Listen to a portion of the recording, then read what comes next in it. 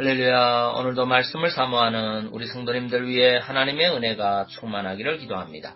오늘의 성경 통독은 역대상 13장에서 15장까지의 말씀입니다. 오늘은 역대상 13장의 말씀을 통하여 성도는 먼저 하나님의 나라와 그 의를 구해야 합니다 라는 말씀으로 은혜를 나누겠습니다. 오늘의 본문 역대상 13장 3절 4절 말씀입니다. 우리가 우리 하나님의 궤를 옮겨오자 사울 때에는 우리가 궤 앞에서 묻지 아니하였느니라 하매 뭇백성이 이 일을 선히 여김으로 온 회중이 그대로 행하겠다 한지라. 아멘.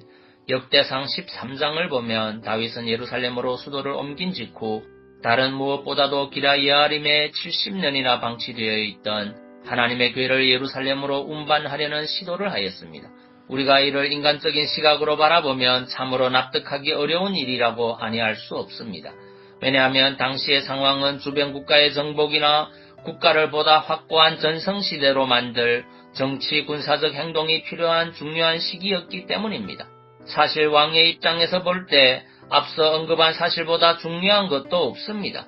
왜냐하면 그러한 일을 통해서만 왕은 왕권을 강화할 수 있고 영광을 얻을 수 있기 때문입니다. 그럼에도 불구하고 예루살렘으로 수도를 옮긴 후 첫 공식적인 통치 행위를 하나님의 궤를 예루살렘으로 옮겨오는 일로부터 시작하고 있는 것입니다. 이러한 사실은 그가 얼마나 하나님 중심의 통치자였는지 그리고 하나님을 얼마나 중요하게 생각하는 사람이었는지 잘 보여준다고 하겠습니다. 다윗이 이스라엘 왕이 되었을 때 이스라엘은 정치적, 종교적 극심한 혼란기에 빠져 있었습니다. 이러한 상황 가운데서 다윗은 이스라엘의 온전한 회복을 위하여 종교적 회복을 먼저 시도하고 있는 것입니다. 이것은 이스라엘의 참된 회복은 종교적 회복에서 오며 그 어떤 물질적인 것으로도 이스라엘의 참된 회복은 있을 수 없다는 그의 신앙에서 비롯된 것이었습니다. 그렇습니다. 하나님을 떠나고 믿음을 상실한 어떤 인생도 온전한 회복과 축복을 누릴 수 없습니다. 이것은 이스라엘뿐만 아니라 모든 성도들에게 적용되는 진리입니다. 성도 여러분, 우리의 삶도 다윗 시대와 같은 혼란과 어려움을 가지고 있습니다. 수많은 가정이 파괴되어져 가고 하루에도 수많은 개인 파산자들이 양산되고 있습니다. 코로나로 인해 우리의 삶은 더욱 황폐해 갔습니다. 이렇게 우리는 영적, 정신적인 공허함과 갈급함 가운데 살아가고 있습니다. 이런 수많은 난제를 풀어갈 실마리는 잡히지 않습니다. 이제 내 자신마저도 지켜낼 수 없을 것 같은 어려움에 봉착할 수도 있습니다. 그러나 이에 대한 실마리는 그리 멀지 않습니다. 복잡하지도 않습니다. 그것은 바로 하나님께 있습니다. 성경은 너희는 먼저 그의 나라와 그의 의를 구하라. 그리하면 이 모든 것을 너희에게 더하시리라고 말씀하십니다.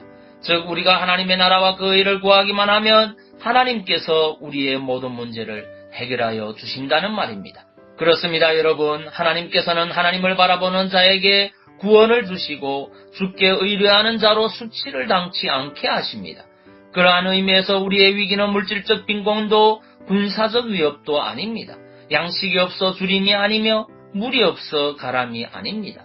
하나님을 구하지 않은 것이 우리의 위기이며 그 나라와 의를 구하지 못한 것이 우리의 위기인 것입니다.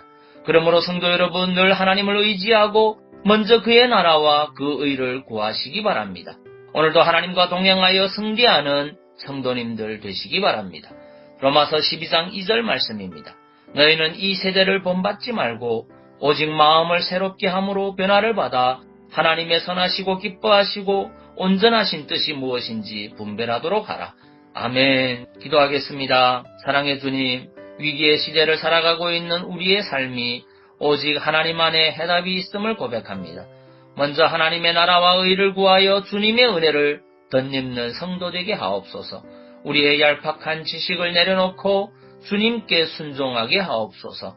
그리고 질병과 마음의 상처들로 고통하는 심령들을 주의 은혜로 치유하여 주옵소서. 예수님 이름으로 기도하옵나이다. 아멘.